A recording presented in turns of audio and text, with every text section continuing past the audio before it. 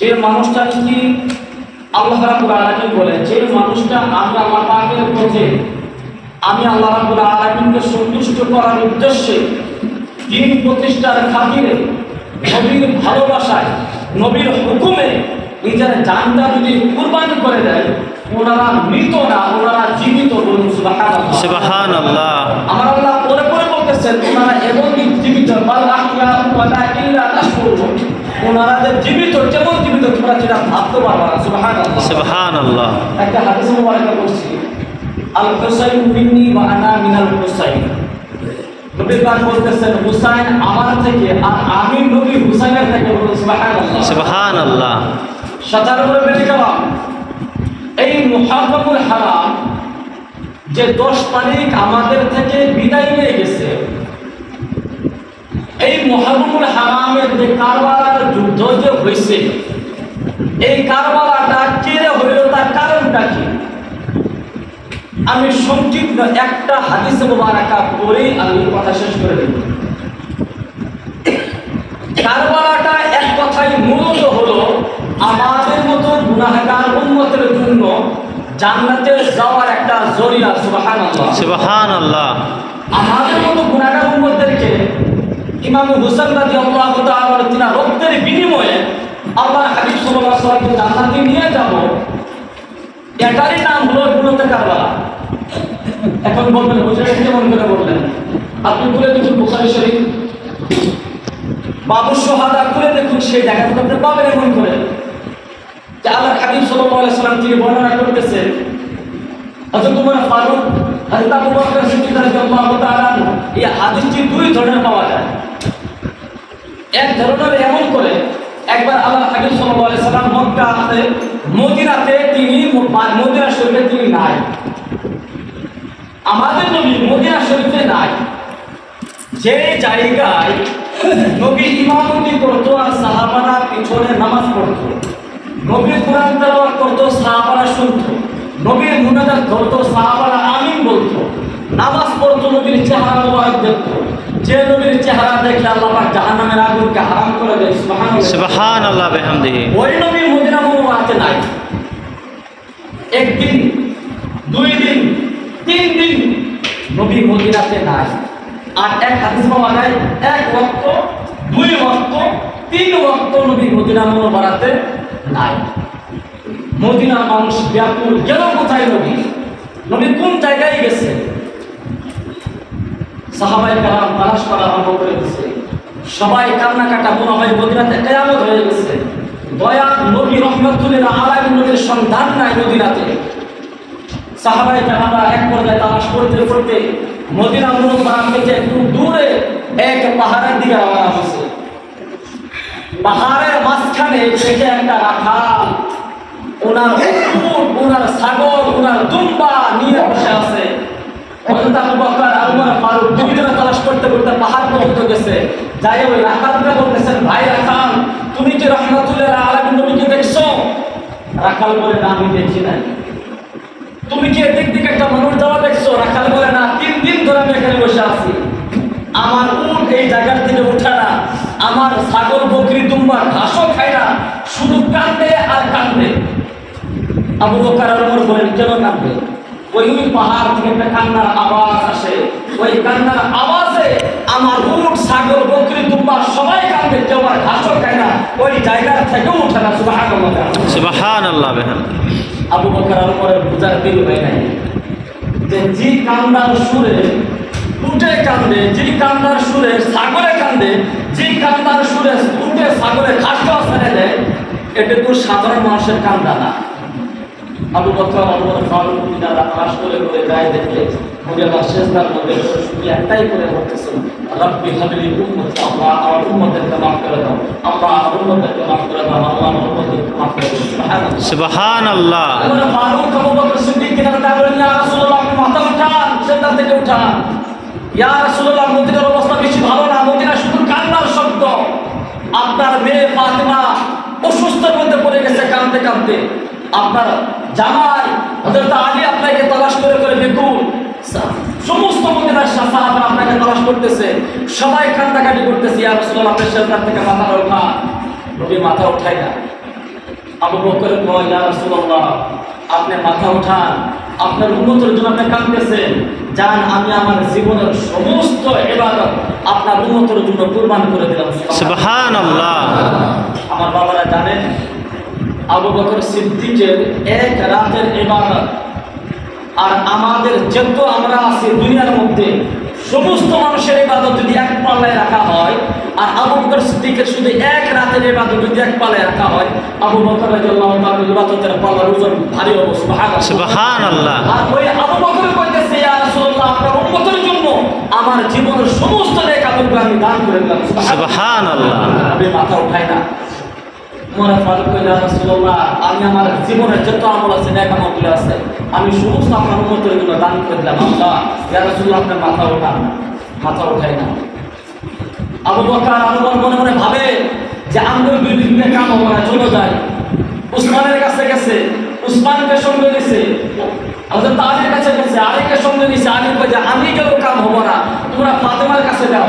মা ফাতেমার কাছে গেছে, যে মা ফাতেমাকে বলতেছেন আপনার বাবার সন্তান বাবা গেছে, এমন অবস্থায় কান্নাকাটি করতেছে, আমরা আমাদের জীবনের আমলগুলো আপনার উম্মতের জন্য দান করে দিচ্ছে, তারপরও মাথা উঠায় না।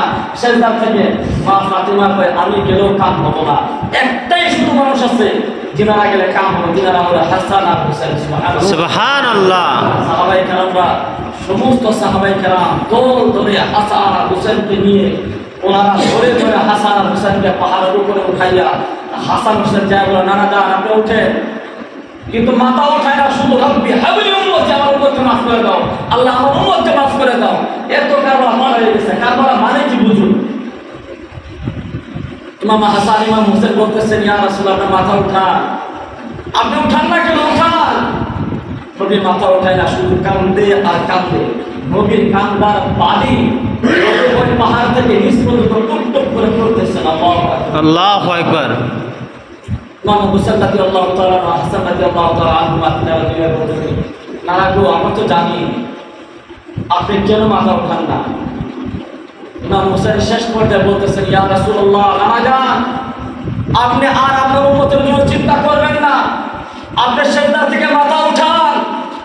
আপনার উম্মতের জন্য, আপনার উম্মতের নাজাতের জন্য আমি হুসাইন কারবালার ময়দানে শহীদ হয়ে যাব। সুবহানাল্লাহ। এই কথা শুধু বলার দেরি হয়ে গেল, সেজদা থেকে মাথা উঠাইছে। আল্লাহু আকবার। আর একটা সময় দেরি করে মাথা উঠাইছে। উঠাই নবী রাহমাতুল্লাহ আলাইহি ইমাম হুসাইনকে জড়াইয়া ধরছে। জড়াইয়া ধরে ইমাম হুসাইন রাদিয়াল্লাহু তাআলা আনহু গলার মধ্যে আরেক মধ্যে শুধু জুমা খাওয়া করছে। ইমাম হুসাইন বলেন, নানা যান, আপনি জুমা খান আমার গালে, আপনি জুমা খান আমার কপালে, কপালে জুমা খান শুনল, কপালে জুমা খান বুয়া মানে, আপনি জুমা খান আমার কপালে, আপনি জুমা খান আমার গালে, আপনি জুমা খান আমার উঠার মধ্যে, আপনি জুমা খান আমার হাতের মধ্যে। ইয়া রাসূলুল্লাহ, নানা গো, আজ আমার গলার মধ্যে জুমা খাইতেছেন, তার কারণটা জুমা খাওয়ার লক্ষণটা বিষয়টা ভালো দেখা যায় না। নবী রাহমাতুল্লাহ আলাইহি চোখের পানি ঝরাই দিয়া কয়, নাকি তুমি জানো নি, তুমি যে কইছো আমি কারবালার ময়দানে আপনার উম্মতের জন্য আমি আমার জান কুরবানি করে দেব, ইতিমধ্যেই হযরত জিবরাইল আলাইহিস সালামের কাছে ওহী আসছে, তোমার কুরবানি আশা আল্লাহ পাক কবুল করে নিয়েছে। সুবহানাল্লাহ। আমি তাই তোমার গলার মধ্যে জুমা খাইতেছি, যে সময় শিমর তোমার গলার মধ্যে চুরি খাওয়াবো, তোমার যেন বেশি কষ্ট না হয়, ওই কষ্টটা আমি আমার বুক দিয়ে চুইসা না নিজের ভিতরে ঢুকেছি। সুবহানাল্লাহ। সুবহানাল্লাহ। যারা হাজরা ইসলামী মুহররম মাস পার হয়ে যাচ্ছে, আজ একটা কি দিন চিন্তা করে দেখেন। আজ আমাদের গ্রামের একজন প্রাণপ্রিয় মানুষ নইমুদ্দিন স্যার, তিনি বিদায় নিয়ে গেছে। আজ তিনি 37 দিন চলতেছে। আজ ওনার নামে মিসালের সবের আয়োজন করা হয়েছে। কিন্তু আজকের দিনে আরেকজন আমাদের গ্রাম থেকে আরেক মুরব্বী আজ দুনিয়ার থেকে বিদায় নিয়ে গেছে। একটু নামাজের পর আমরা তিনার জানাজা পাবেন। এমনও তো হতে পারে যে সামনে কাল জোহরের সময় আমি আমার লাশের সামনে পড়ে থাকি। সাধারণ মুরব্বিনে কেরাম, তাই নইমুদ্দিন স্যারের এবং ওনার পরিবার বর্গের পক্ষ থেকে আমাকে দায়িত্ব দিছে, আপনাদের সবারই দাওয়াত, জুমার নামাজের পরে জানাজা সম্পূর্ণ করে আপনারা সবাই মিনা বাড়িতে যাবেন, মিনাতে শরীর হবেন। ওনার দাওয়াতটা আমি ওনার পক্ষ থেকে আপনাদের কাছে সমঝাই দিলাম, আপনারা কবুল করছেন আলহামদুলিল্লাহ।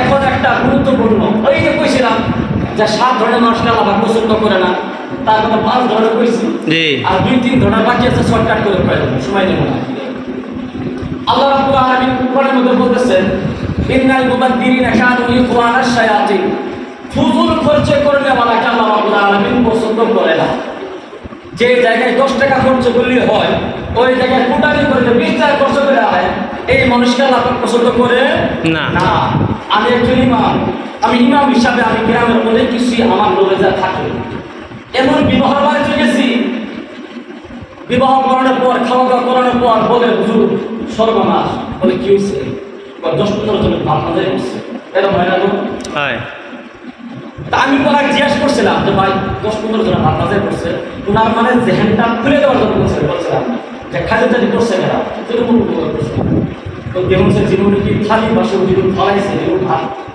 খালি বাসন পরিষ্কার করে যেমন যে পুতুলি পরে আছে ওই করে বছর খাওয়া যায় মাস পর 50 জন খাওয়া যেত এরকম হয় না হয় আমি যেটুকু পারবো আমি অতটুকু নিব আর যারা খাইদারি করে ওনাদের দায়িত্ব ওনারা কোনের কিভাবে ছোট কার বড় 1 চামচ মেরে দিন একটা ছোট বাচ্চা 1 চামচ খাওয়ার পর্যন্ত কি না আমরা খাইদারি করি আমরা ফুল মেরে দিই একটা বাড়িওয়ালা হেসিতে সমাজের ভবনা নাই তো আল্লাহ পাক কোরআনের মধ্যে বলতেছেন ইনাল মুবাদ্দিলিনা কানু ইখওয়ানাশ শায়াতিন ফুজুল খরচ করে নেওয়ালা শয়তানের ভাই এখন পর্যন্ত শয়তানের ভাই যদি হয় তাহলে তারা ফুজুল খরচ করে তারা ওরা কি শয়তানের ভাই ভাই দিলে তারা কি হবে শয়তানের ভাই শয়তান হবে না জি ভাই হলে তো শয়তানই হবে শয়তানি হবো তাহলে আপনারা কি বোঝা যাইতেছে যে যেটুকু প্রয়োজন অতটুকু খরচ করুন বেশি খরচ করলে এটা শয়তানের ভাইয়ের মধ্যে পড়বার মানে কি নিজের শয়তানের মধ্যে পড়ে গেল সুতরাং বিবাহ অনুষ্ঠান হোক আকিকার অনুষ্ঠান হোক এমনই সালাত হোক কোনো দাওয়াতে হোক যেই জায়গায় হোক আমরা যেন অপচয় যেন না করি আমরা অপচয় করার জন্য আমরা ওই বাড়িওয়ালাকে আমরা এমন একটা বিপদের মধ্যে লাস্টে ফালায় উনি লজ্জায় পড়ে যাইতাম জুলুম করে আমাদের করা লাগে এখন বিদায় করা লাগে তারপরে বলতেছেন ইন্নাল্লাহা লা ইউহিব্বুল খাইনিন আল্লাহ রাব্বুল আলামিন আমানতের খেয়াল করতে ওয়ালাদেরকে পছন্দ করে না আমানতের খেয়াল রাখতে হয় আমি কাউকেও আমার কাছে কেউ একটা জমা দিছি ওই জমা বস্তুটা যদি ওনার অনুমতি ছাড়া আমি যদি খরচ করে দিই বা জমা দেওয়ার পর আমি যদি অস্বীকার যদি করি যে আমি নেই নাই আমার দেয় নাই এটা হলো আমানতের খেয়ানত করা আর আমানতের খেয়ানত যারা করে আল্লাহ পাক বলতেছেন ইন্নাল্লাহা লা ইউহিব্বুল খাইনিন আমাদের খেয়াল করলে ওনাদেরকে আমি আল্লাহ রাব্বুল আলামিন পছন্দ করি না এবং নইটা বলতেছেন যারা আমাদের খেয়াল করে তারা হলো মুনাফিক আর মুনাফিকের ঠিকানা হলো জাহান্নামের সবের নিচে স্তরে সবের তলার তলে জাহান্নামে মুনাফিকের ঠিকানা সাধারণ নবী বাবার আমার যুবক ভাইরা